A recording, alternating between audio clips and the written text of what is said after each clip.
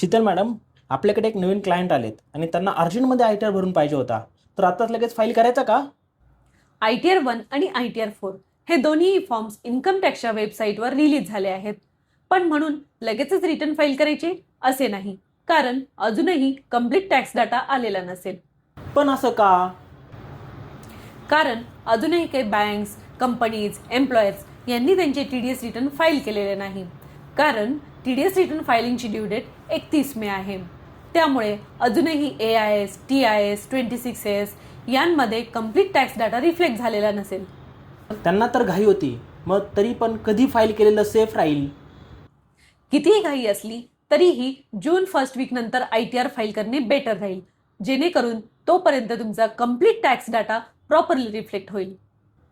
पण जर असे नाही केले तर काय होऊ शकते? मग पुढे जाऊन TDS मिसमॅच, रिफंड डिले तसेच रिवाइज रिटर्न असे इश्यू होऊ शकतात.